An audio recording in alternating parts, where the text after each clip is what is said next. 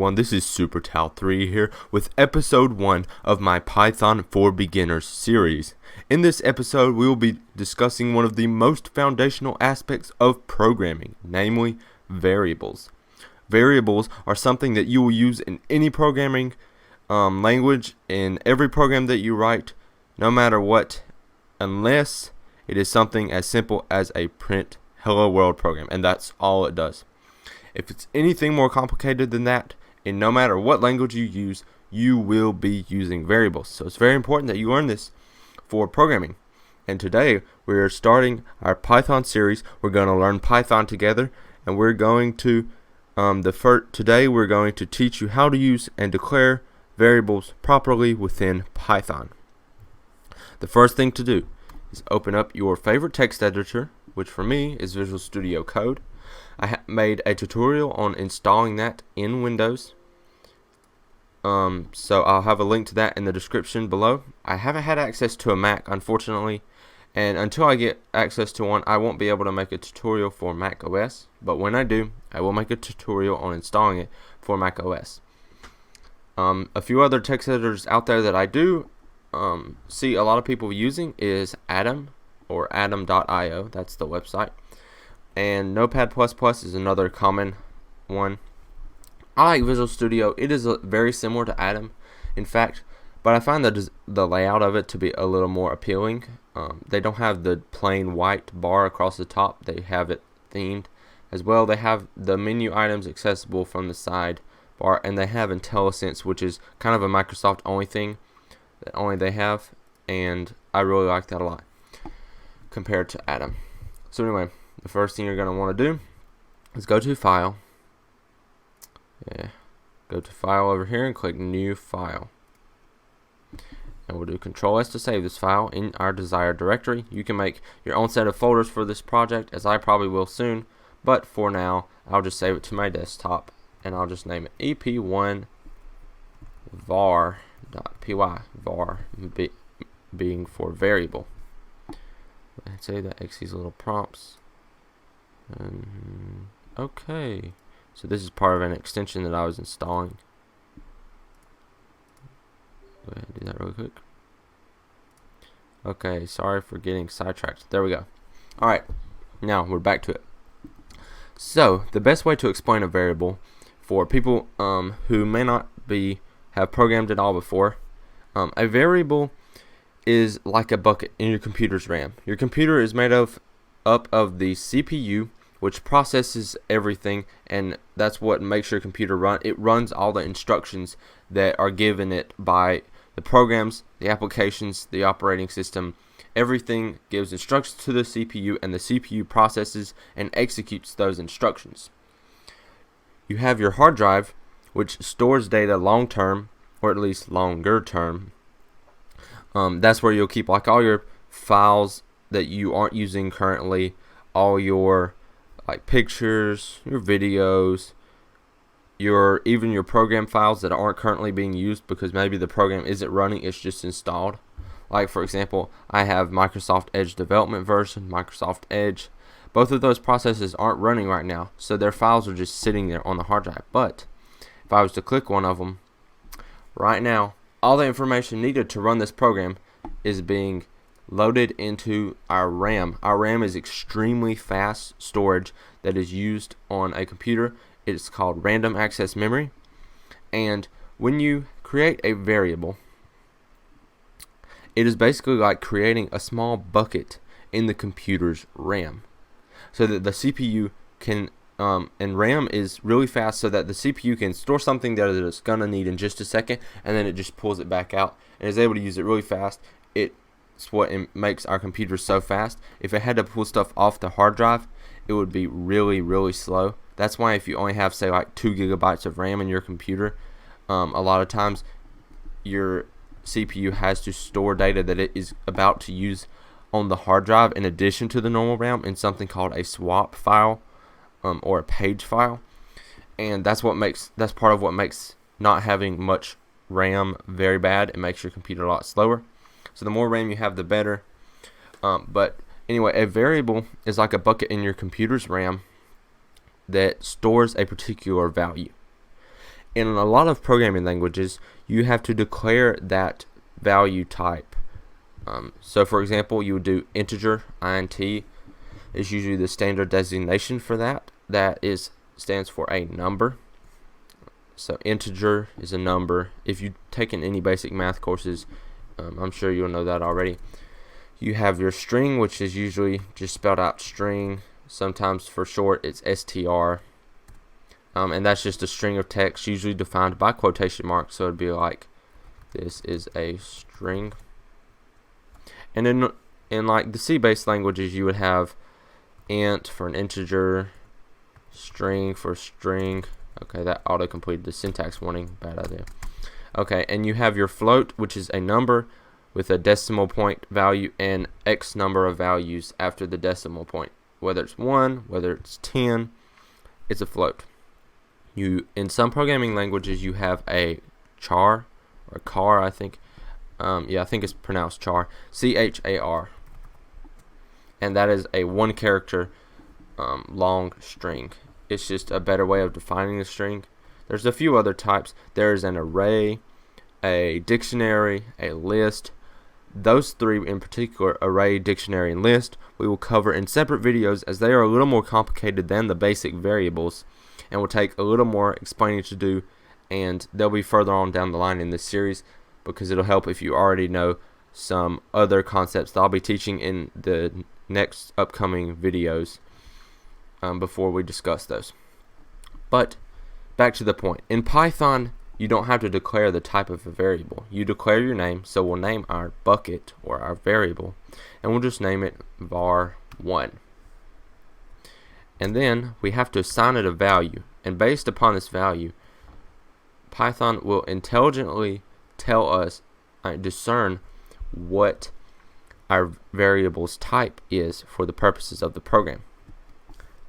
So for the purposes of today's video, var1 is going to be equal to the number 1.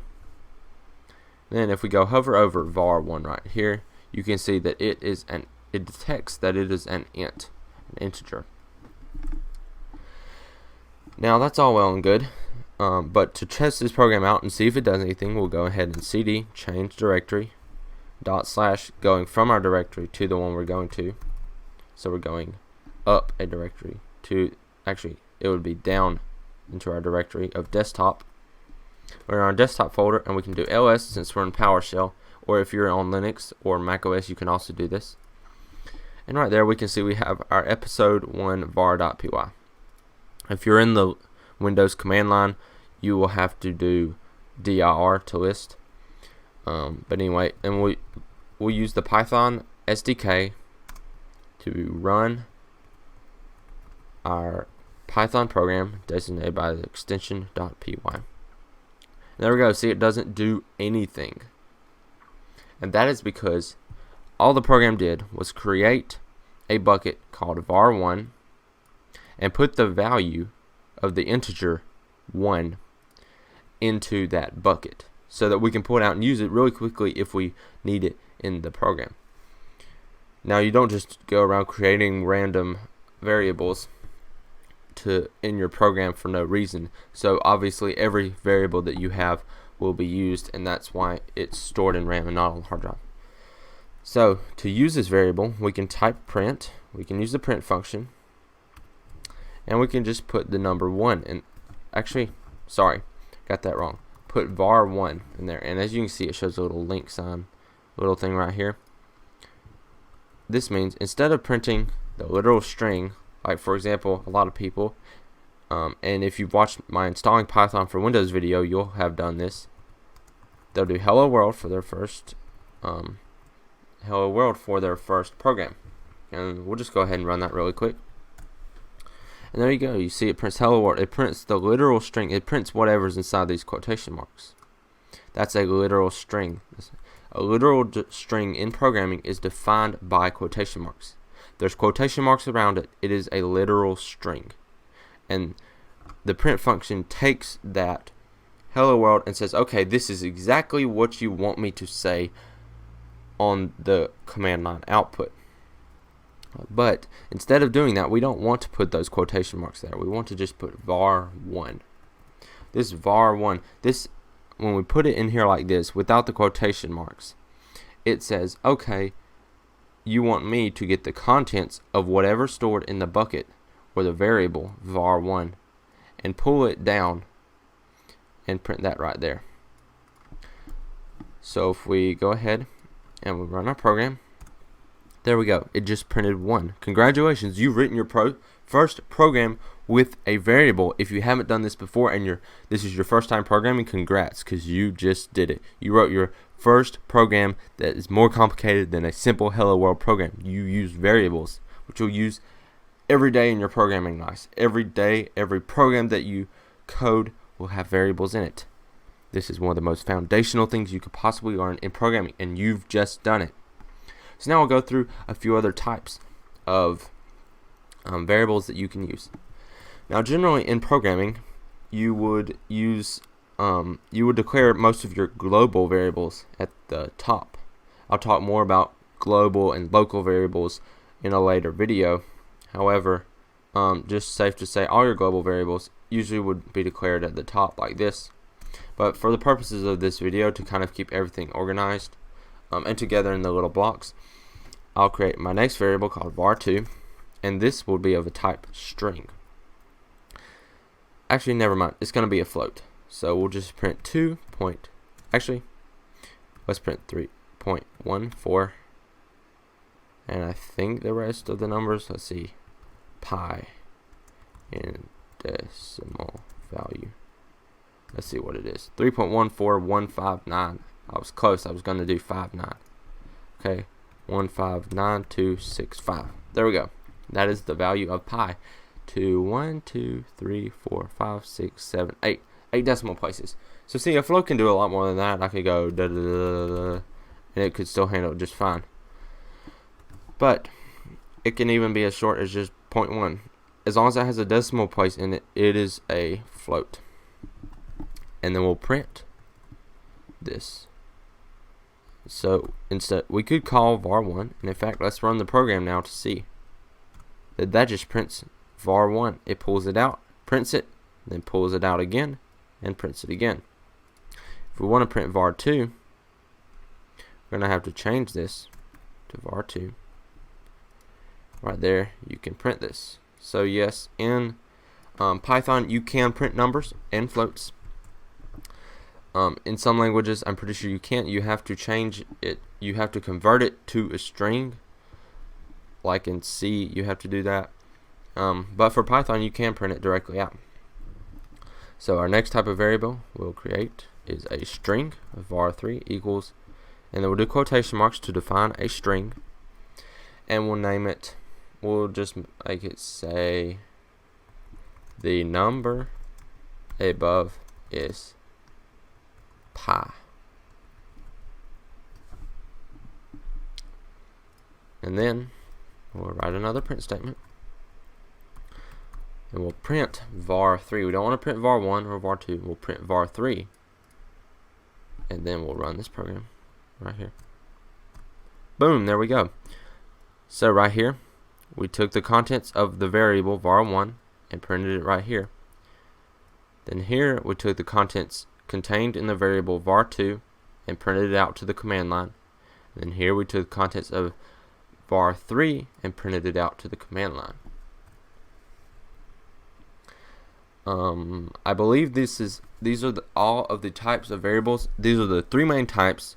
Definitely, these are the three main types that you'll be using a whole lot in your programs. You have the string, which is just a little string, floating point, which is like a number, but with a decimal point and values after that decimal point, and the integer, which is just a plain number, whether it be 10, 100, 1,000, 10,000, or even just 1.